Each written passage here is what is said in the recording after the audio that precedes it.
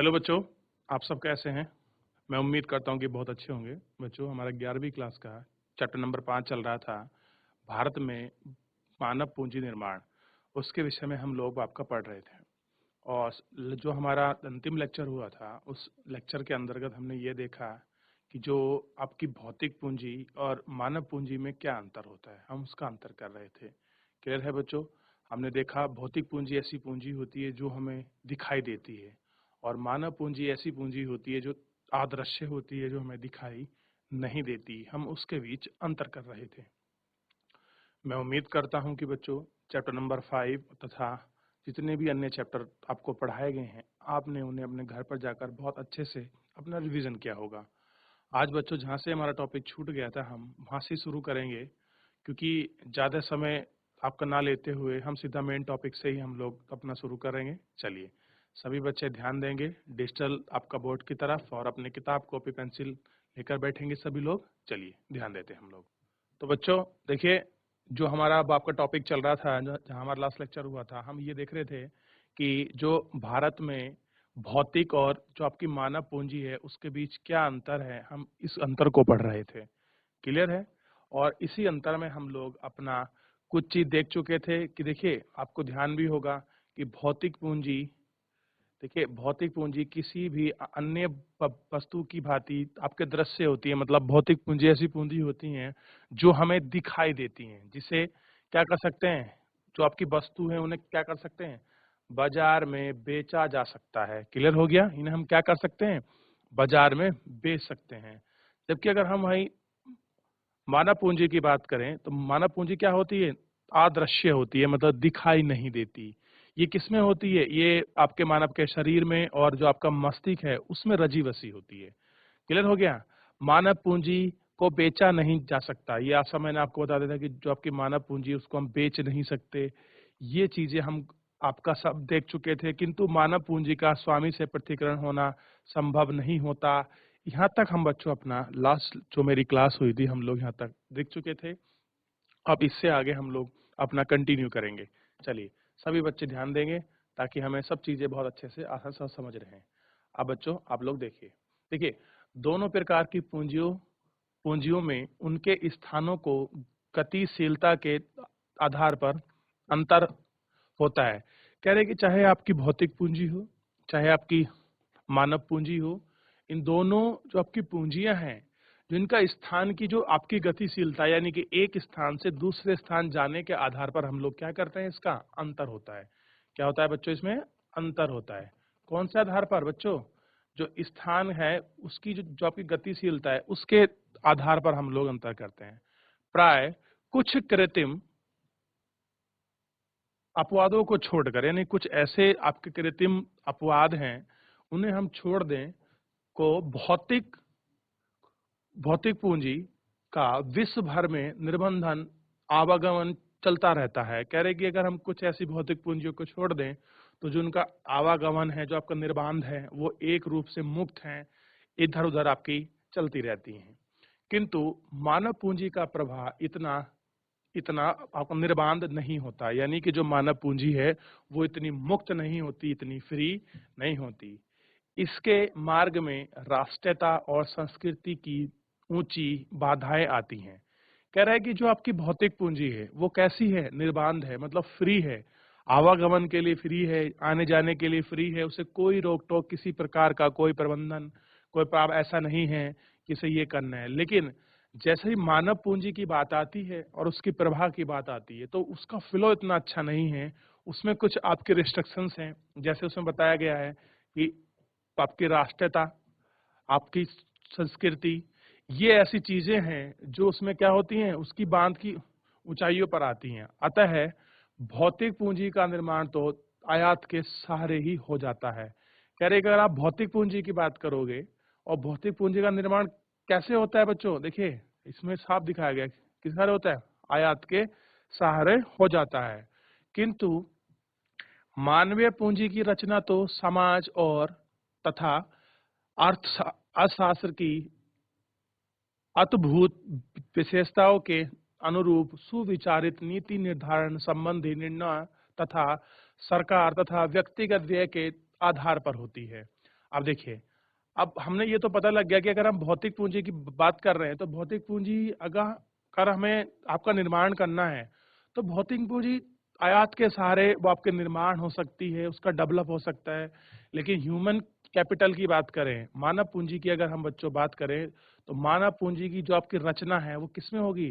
देखिए इसमें दिया है समाज, अर्थशास्त्र की अभूतपूर्व विशेषताएं, जो भी अर्थशास्त्र की जो मूलभूत या अपूर्व जो आपकी विशेषताएं हैं उनको देखते हुए, साथ में जो सुविचारित आपकी नीति निर्णय आपके निर्बंधन है, और सरकार और व्यक्तिगत के बच्चों किस पर देखिए इसमें दिया गया है आपका सरकार और साथ में व्यक्तिगत व्यय के आधार पर होती है। यानी कि ये सारे ऐसे फैक्टर हैं जिनके आधार पर आपकी मानव पूंजी क्या होता है? अपना निर्माण होता है। क्लियर हो गया? यानी कि मानव पूंजी निर्माण के अंतर्गत समाज, अर्थव्यवस्था, सरकार और व्यक्तिगत आय के आधार पर ही मानव पूंजी का निर्माण होता है, जबकि भौतिक पूंजी का निर्माण तो हम आयात के सहारे से भी कर सकते हैं। क्लियर है बच्चों? इतना तो हमने समझ लिया। अब इसके आगे हम लोग देखते हैं। देखिए, समय के साथ साथ दोनों ही प्रकार की पूंजियों में मूल्य ह्रास होता है। कह रहे कि समय समय जैसे आप बढ़ते चलोगे तो दोनों प्रकार की पूंजी, कौन सी दोनों प्रकार की? चाहे आपकी मानव पूंजी हो और चाहे आपकी भौतिक पूंजी हो, उनमें क्या होता है? उनकी पूंजी में ह्रास होता है। ह्रास का मतलब उनकी जो वैल्यू है उसमें हमेशा आपकी क्या होगी बच्चों? आपका गिरावट होगी। किसी मशीन के निरंतर प्रयोग से वह घिस जाती है। जैसे एग्जांपल दिया है कि उसमें कैसे कमी नजर आएगी, तो उसमें दिया है अगर कोई आपकी मशीन है, क्लियर हो गई, और मशीन वो अगर आपका काम कर रही है निरंतर, तो निरंतर काम करने से क्या होगी? वो घिस जाएगी। कैसी हो जाएगी? घिस जाएगी। अब देखिए, कोई अगर मशीन है कुछ वो काल पुर्जे बना रही है, तो उसका कुछ तो उसमें गिरावट आएगी समय के साथ। ऐसी थोड़ी ना है कि जो मशीन आज ली है वो 10 साल तक भी ऐसी चलेगी, तो ऐसा नहीं हो सकता। उसमें क्या होगा? गिरावट आएगी। आगे देखते हैं। प्रौद्योगिकी परिवर्तन से उसे क्या होगा? आपका पुराना घोषित कर देते हैं। कह रहे कि जैसे ही आपकी नई टेक्नोलॉजी आएगी और नई टेक्नोलॉजी से आने के बाद वो क्या हो जाएगी? आपको हम उसको पुराना घोषित कर देंगे कि ये मशीन कैसी है, ये यंत्र ये क्या है? आपका पुराना हो चुका है। किसके अनुसार? नई टेक्नोलॉजी के अनुसार। बच्चों क्लियर है? अब देखते हैं इसे मानव पूंजी में। मानव पूंजी में आय के अनुसार कुछ ह्रास होता है। बच्चों किसके अनुसार ह्रास होता है मानव पूंजी में? तो जो आपकी इनकम है, जो आपकी आय है, उसके अनुसार क्या होता है? आपका ह्रास होता है। क्लियर हो गया? किंतु शैक्षणिक और स्वास्थ्य सेवाओं में निरंतर निवेश से उसे ह्रास काफी सीमा तक निराकरण हो जाता है। कह रहे हैं कि अगर हम जो हमारे शैक्षणिक यानी कि एजुकेशनल और जो हमारी हेल्थ सेक्टर में अगर हम लोग आपका निवेश करें, बच्चों क्या करें? निवेश करें, तो एजुकेशन क्षेत्र में और हेल्थ फैसिलिटी के क्षेत्र में अगर हम निवेश करते हैं, इन्वेस्टमेंट करते हैं, तो ये जो ह्रास हो रहा है आपकी मानव पूंजी आयु के अनुसार, क्लियर हो गया बच्चों? ये क्या हो जाएगा बच्चों?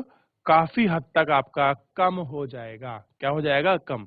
यानी कि अगर हम बच्चों की एजुकेशन में, मानव की एजुकेशन में, उसके हेल्थ में क्या कर दें? हम अच्छे से मतलब इन्वेस्टमेंट कर दें, उसको हेल्थ शिक्षा, हेल्थ की जो आपकी सुविधाएं हैं वो अच्छी प्रोवाइड करा दें, एजुकेशन अच्छी करा दें, तो जो मानव का जो आपकी पूंजी है वो बहुत लंबे समय तक आपका ड्यूरेबल हो जाएगी। इसमें ये बात कही गई है। आगे देखते हैं बच्चों। यह निवेश मानव पूंजी को प्रौद्योगिकी परिवर्तनों का सामना करने योग्य भी बना देता है। कह रहे हैं कि जो ये हम आपका निवेश करेंगे, कहाँ निवेश करेंगे बच्चों?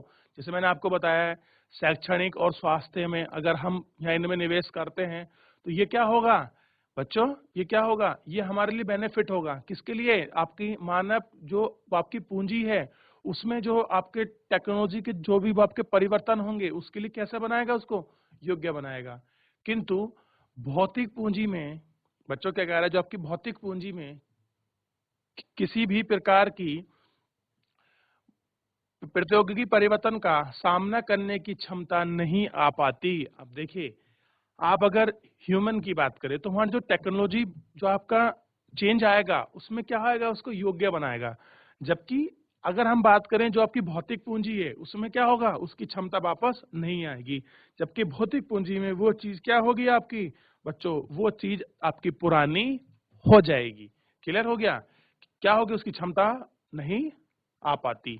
यानी कि जो क्षमता उसकी पहली है, जिस टेक्नोलॉजी के माध्यम से चाहे भले ही नहीं आ जाए, लेकिन जो क्षमता हमें चाहिए वो क्षमता आपकी नहीं आ पाती है, कहीं ना कहीं वो हमें क्षमता के रूप में ये सब चीजें आपकी दिखाई देती हैं। आगे देखते हैं।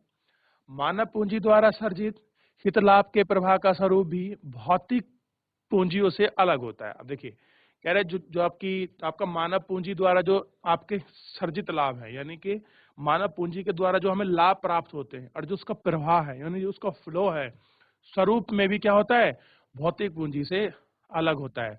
यानी कि बच्चों, अगर आप देखें जो हमें लाभ प्राप्त हुआ है किसके माध्यम से बच्चों, यानी कि जो हमें मानव पूंजी के माध्यम से जो आपका लाभ प्राप्त हुआ है वो भौतिक पूंजी के लाभ से अलग होगा, उसके प्रभाव से कैसा होगा, अलग होता है। मानव पूंजी से केवल उसका स्वामित्व ही नहीं वरना सारा समाज भी लाभान्वित होता है। अब देखिए, जो आपका मानव समाज है, अब देखिए जो हमारा समाज, जो हमारा मानव समाज है, वो किससे आपका लाभान्वित होगा, जो आपकी फिजिकल जो आपकी पूंजी है उससे होगा या जो मानव पूंजी है? तो बच्चों जाहिर सी बात है मानव पूंजी से होगा, क्योंकि मानव पूंजी समाज, संस्कृति, इन सब को देखते हुए कार्य करती है। और साथ में हमने उसकी बाध्यता भी पढ़ी थी कि राष्ट्र हित के लिए और संस्कृति के लिए वो इतना आपका निर्बाध नहीं है जितना कि आपकी भौतिक चीजें आपके निर्बाध होती हैं। क्लियर हो गया बच्चों?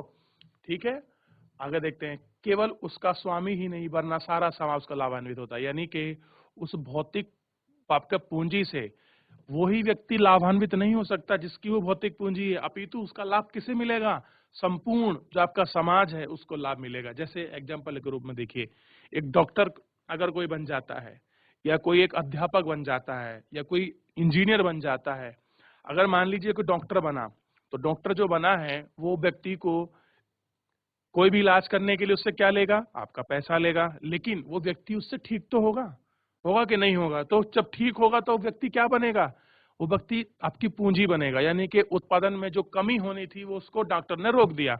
इसे एक बाह्य हित लाभ कहा जा सकता है, यानी कि बच्चों आप इसे एक एक्स्ट्रा लाभ भी बोल सकते हैं मानव पूंजी के अंदर।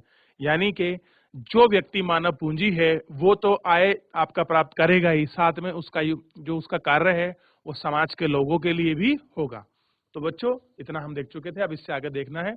आगे देखिए, एक सुशिक्षित व्यक्ति लोकतांत्रिक प्रक्रियाओं में प्रभावपूर्ण से भागीदारी के माध्यम से राष्ट्र की सामाजिक आर्थिक प्रगति में योगदान करता है। अब देखिए, जो एक व्यक्ति जो आपका पढ़ा लिखा व्यक्ति है और जो हमारा अपना लोकतंत्र है उसके अंदर कैसा योगदान देता है, अच्छा बच्चों, और अच्छा कौन सा, एक्टिव, एक्टिव योगदान देता है। इसमें लिखा है ना बच्चों, ये आपका प्रभावी पूर्ण भागीदारी के माध्यम से राष्ट्र की सामाजिक, यानी कि जो राष्ट्र है हमारा देश है उसमें सामाजिक और आर्थिक प्रगति में क्या देगा, अपना योगदान देगा। अब देखिए, जो आपका व्यक्ति है, जो व्यक्ति आपका शिक्षित होगा वो आपका समाज को आपका डेवलप करने के लिए अपने कार्य करेगा, साथ में वो कुछ ऐसी आर्थिक आपकी गतिविधि करेगा जिससे उसका प्रत्यक्ष और अप्रत्यक्ष लाभ देश की जीडीपी में और व्यक्ति को, आपके समाज को भी होगा।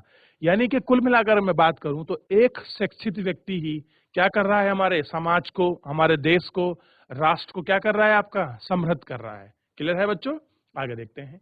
एक स्वस्थ व्यक्ति अपने वैश्विक स्तर के पर आसपास में सफाई आदि के माध्यम से रोगों का संक्रमण रोक उन्हें महामारी के रूप में धारण करने आपका नहीं देता। अब देखिए, अगर कोई व्यक्ति है जो आपका स्वस्थ है, बिल्कुल निरोग है, उसके अंदर कोई आपका रोग नहीं है, वो क्या करता है, अपने पास पड़ोस में साफ सफाई रखता है। कैसे रखता है, साफ सफाई।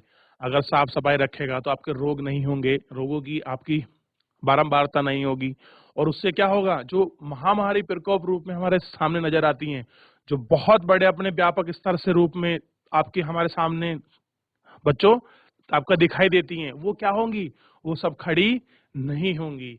यानी कि मानव पूंजी के अंदर आप देखो तो शिक्षित व्यक्ति का काम सामाजिक विकास और आर्थिक विकास में होता है, और वहीं एक स्वस्थ व्यक्ति क्या करता है, वो हमें हमारे स्वास्थ्य के प्रति आपकी हर प्रकार की जानकारी उनको जागरूक करने के लिए एवं हमारा वातावरण साफ सुथरा रहे उसके लिए वो कार्य करता है या उसके लोगों को जागरूक करेगा। आगे देखते हैं। मानवीय पूंजी से व्यक्तिगत के साथ साथ सामाजिक हित लाभों का भी सर्जन होता है। अब देखिए, जो आपकी मानव पूंजी है, उस मानव पूंजी से क्या होगा, व्यक्तिगत के साथ साथ, यानी कि जो ह्यूमन कैपिटल है, उस कैपिटल, जो व्यक्ति, जैसे कि मैं, मान लीजिए मैं आपका डॉक्टर हूँ, तो आप डॉक्टर मैं हूँ, तो काम मैं करूंगा तो मुझे क्या मिलेगा, आपका बेनिफिट मिलेगा, मुझे पैसा मिलेगा। लेकिन इसका लाभ किसे मिलेगा, मेरे डॉक्टर होने का। जैसे बच्चों, मैं हूँ, मैं टीचर हूँ, मैं आपको पढ़ा रहा हूँ, तो मुझे पढ़ाने के बदले कुछ आपकी सैलरी मिलती होगी, आपका वेतन मिलता होगा। लेकिन उसका लाभ क्या है, मैं आप लोगों को पढ़ा रहा हूँ, आप लोगों को शिक्षित कर रहा हूँ, समाज के लिए विकसित कर रहा हूँ, आपको मानव पूंजी बना रहा हूँ। तो ये क्या है, इसका एक सामाजिक लाभ का भी क्या हो रहा है, आपका सर्जन हो रहा है। यानी कि बच्चों, मेरा अपने व्यक्तिगत के साथ साथ मैं आपको भी क्या कर रहा हूँ, लाभान्वित आपका कर रहा हूँ। तो ये हमें सब किसमें देखने को मिलेगा बच्चों, ये हमें मानव पूंजी मिलेगा। किंतु भौतिक पूंजी पूंजी तो प्राय निजी लाभ को ही जन्म दे पाती है। अब देखिए, जो आपकी भौतिक पूंजी है, वो क्या करती है बच्चों, वो केवल आपके निजी लाभ को ही क्या देती है, आपका जन्म देती है। यानी कि उसका मतलब किसी समाज से नहीं है बच्चों, उसका मतलब किसी आपके समाज से नहीं है, किसी देश हित से नहीं है, वो केवल एक व्यक्तिगत तौर पर ही क्या करती है, आपका लाभ देती है। आगे देखते हैं, पूंजीगत पदार्थों के लाभ किन्हीं को मिल पाते हैं। अब देखिए, जो आपके पूंजीगत जो आपके लाभ होते हैं, वो किन्हीं आपके मिल पाते हैं, जो उनके द्वारा उत्पादित वस्तु और सेवा की आपका कीमत चुकाते हैं। अब देखिए, अगर आप भौतिक की बात करें, तो जो आपकी भौतिक जो आपकी पूंजियां हैं, उसका लाभ किसे मिलेगा, तो बच्चों उसका लाभ उसे ही मिलेगा जो वस्तु और आपके सेवाओं को उनकी आपकी कीमत दे दें, कीमत पे करें, तो वो उस चीज का आपका लाभ उठा सकते हैं। जबकि मानव पूंजी के अंदर ऐसा नहीं है। मानव पूंजी के अंदर अगर आपने एक मानव को ह्यूमन कैपिटल बनाया, तो उसका लाभ हमारे देश को, हमारे समाज को, हमारी आर्थिक गतिविधियों को और सब चीज को मिलता है। जबकि भौतिक लाभ केवल उनको ही मिलता है, भौतिक जो आपकी पूंजी का लाभ केवल उनको ही मिलता है जो आपकी उत्पादित वस्तु और सेवा की कीमत चुका पाता है या उनका पे कर पाता है। तो यानी कि अगर हम इन दोनों में मोटा मोटा अंतर करें, तो हमें ये भी समझ आया कि भौतिक पूंजी क्या है, मानव पूंजी क्या है, इनके हर जो आयाम है हमने उनको भी पढ़ा। और साथ में हमने ये भी देखा कि भौतिक पूंजी और मानव पूंजी में ज्यादा महत्वपूर्ण, आप कह सकते हैं कि जो ज्यादा आपका लाभकारी है हमारे समाज के लिए, हमारे देश के लिए, वो कौन सी है बच्चों, मानव पूंजी। देखिए, वैसे तो दोनों ही प्रकार के आपके लाभकारी हैं, दोनों के अपने रिजल्ट हैं, लेकिन अगर हम नेशनलिटी की बात करें, देश में समाज को आपके डेवलप करने के लिए, उसका लाभ उठाने के लिए, तो वो कौन है, आपकी मानव पूंजी है। तो बच्चा, इतना हम लोग अपना इस चैप्टर के माध्यम से अपना देख चुके हैं। क्लियर हो गया बच्चों। अब देखिए, अब हमें क्या देखना है, अब हमें जो हमारा शुरू होगा, नई यूनिट जो हमारी बच्चों शुरू होगी, हमें देखना है मानव पूंजी और आर्थिक समृद्धि।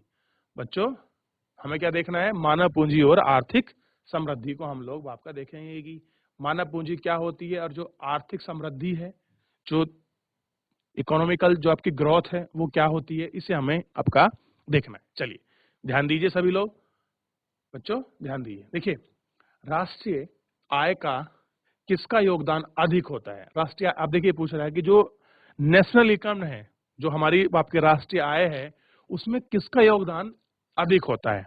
अब मुझे बताइए, मैंने आपको बच्चों, आपने चैप्टर 1 भी पढ़ा है, चैप्टर 2 भी पढ़ा है और 3 भी पढ़ा है, और इन सब दिनों में मैंने आपको राष्ट्रीय आय के बारे में बताया कि सकल घरेलू उत्पाद जो होती है, जो हमारी जीडीपी है, उसमें जो प्रति व्यक्ति आय है हमने वो भी देखी थी, और एक जो आपकी राष्ट्र की इनकम थी, नेशनल इनकम, हमने उसको भी देखा था। क्लियर हो गया। अब देखिए, हमसे क्वेश्चन कर रहा है कि राष्ट्रीय आय में किसका योगदान अधिक होता है। अब देखिए, ये हमसे क्वेश्चन पूछ रहा है, किसी कारखाने के कर्मचारी का या सॉफ्टवेयर विशेषज्ञ का। अब देखिए, इसमें दो चीजों ने हमारे सामने प्रश्न खड़ा करा है कि अगर हम दो चीज दी हैं, एक दिया है हमें जो कारखाने में काम करने वाला जो आपका कर्मचारी है वो, या फिर सॉफ्टवेयर इंजीनियर जो आपका विशेषज्ञ है, इन दोनों में से किसका सबसे ज्यादा योगदान है, किसके अंदर बच्चों, जीडीपी के। फैक्ट्री में काम करने वाला आपका कर्मचारी का, सॉफ्टवेयर में, या फिर जो जो आपका काम का सॉफ्टवेयर विशेषज्ञ का। हम जानते हैं कि एक शिक्षित व्यक्ति का श्रम कौशल अशिक्षित की अपेक्षा अधिक होता है। अब देखिए, पहले भी बताया था बच्चों, जो हमारा शिक्षित व्यक्ति है उसका श्रम कौशल यानी कि जो कार्य करने का रेट है, जो आपकी दर है, वो ज्यादा होगी और किसी अशिक्षित व्यक्ति से जो आपका पढ़ा लिखा नहीं है। क्लियर हो गया? ठीक है। कैसी होगी? अपेक्षाकृत अधिक होता है। ठीक, इसी कारण वह अपेक्षाकृत अधिक आय अर्जित कर पाता है और यही कारण है वो शिक्षित है, वो कुशल है और इसी कारण से वो जो आय है वो क्या कर पाता है? अधिक अर्जित कर पाता है और वो क्या करता है? आपकी लाभ जो आय है वो उसको अधिक प्राप्त करता है। आर्थिक समृद्धि का अर्थ देश की वास्तविक बच्चों देश की वास्तविक राष्ट्रीय आय में वृद्धि से होता है। अब देखिए, जो आर्थिक समृद्धि का अर्थ क्या है बच्चों? देखिए, देश की वास्तविक राष्ट्रीय आय में वृद्धि से होता है। किससे होता है? वृद्धि से होता है। यानी कि जो आपकी आर्थिक समृद्धि है उसका मतलब क्या है? जो हमारे देश के अंदर जो वास्तविक राष्ट्रीय आय में वृद्धि होगी, हम उसको क्या बोलेंगे? आर्थिक समृद्धि बोलेंगे। उसको हम क्या बोलेंगे? इकोनॉमिकल, हम उसे ग्रोथ कहेंगे। बच्चों क्लियर है कि किसी शिक्षित व्यक्ति का योगदान अशिक्षित की तुलना में कहीं अधिक होगा। अब देखिए कह रहा है स्वाभाविक रूप से, यानी कि जनरली अगर आप बात करें, किसी शिक्षित व्यक्ति का योगदान अशिक्षित व्यक्ति की तुलना में कैसा होता है? अधिक होता है। देखिए, जो बच्चों आपका शिक्षित होता है वो हमने आपका पढ़ा है कि जो आपका व्यक्ति जो आपका शिक्षित होगा वो आपका मानव पूंजी होगा और मानव पूंजी के माध्यम से वो खुद तो लाभान्वित होगा, साथ में वो अपने समाज को भी क्या करेगा? लाभान्वित करेगा। साथ में हमने ये भी देखा कि वो किस प्रकार से अशिक्षित व्यक्ति से, अकुशल व्यक्ति से किस प्रकार अपनी आय को अधिक अर्जित करेगा। ये ऐसे बहुत सारे ऐसे कारण हैं, ऐसे बहुत सारे तथ्य हैं जिनके माध्यम से हम लोग इसका पता कर सकते हैं कि जो अशिक्षित व्यक्ति है उसकी आय कम रहेगी कंपैरिजन टू शिक्षित व्यक्ति की। क्लियर है बच्चों? और साथ में उसका समाज में योगदान में भी उसका बहुत बड़ा रोल रहेगा। क्लियर है? ध्यान दीजिए बच्चों, एक स्वस्थ व्यक्ति अधिक समय तक व्ययाधीन संपूर्ति कर सकता है। कह रहे कि अगर एक कोई स्वस्थ व्यक्ति है वो क्या कर सकता है? अधिक समय तक धन को क्या कर सकता है? धन रहित अपना कार्य कर सकता है। ऐसी बहुत सारी चीजें उसके साथ हो जाती हैं। अब देखिए, एक आप ये चित्र देखिए, यहाँ बहुत सारे बच्चे दिखाए गए हैं, एक वो टीचर्स हैं, हम पढ़ते हैं। देखिए, मानव पूंजी निर्माण, अब कह रहे हैं जो जो आपकी मानव पूंजी निर्माण है वो क्या है? दिल्ली में अस्थायी रूप से चल रहा एक विद्यालय। अब देखिए, एक उसका इन्होंने आपका चित्र दिखाया है, वो आपके दिल्ली में कोई स्कूल है जो आपका चल रहा है और किस रूप से? अस्थायी। ये देखिए, यानी कि वो आपका परमानेंट नहीं है। ये देखिए आपके टीचर यहाँ आपकी बैठी हुई है, ये बच्चे खड़े हैं देखिए, और ये क्या बने हैं? आपके टेंट रूप में क्या है? आपकी क्लासरूम आपकी तैयार हो रखी है। देखिए ये कैसा है? अस्थायी स्कूल है। हम इसके आगे देखते हैं बच्चों। देखिए, इस इसलिए स्वास्थ्य भी आर्थिक समृद्धि का एक महत्वपूर्ण कारक माना जाता है। जो आपका हेल्थ है वो भी क्या मानते हैं? हम अपनी समृद्धि का एक महत्वपूर्ण कारक मानते हैं। अतः कार्य के दौरान प्रशिक्षण, बाजार, श्रम बाजार की जानकारी, प्रवसन आदि के साथ साथ शिक्षा और स्वास्थ्य व्यक्तिगत की उपजन क्षमता की समृद्धि करता है। तो बच्चों, जो हमारी आर्थिक विकास है, यानी कि अगर हम आर्थिक समृद्धि की बात कर रहे हैं तो आर्थिक समृद्धि ओवरऑल हमारी राष्ट्रीय आय में, वास्तविक जो आपकी आय में वृद्धि होती है, हम उसका आकलन करते हैं। तो बच्चों, आज की चैप्टर के माध्यम से हमने भौतिक पूंजी और आपके मानव पूंजी में अंतर करा और हमने राष्ट्रीय आय के बारे में देखा, जो हमारी समृद्धि ग्रोथ है वो किस प्रकार की है। तो बच्चों, आज के चैप्टर में केवल इतना ही। मिलते हैं नेक्स्ट लेक्चर में। धन्यवाद।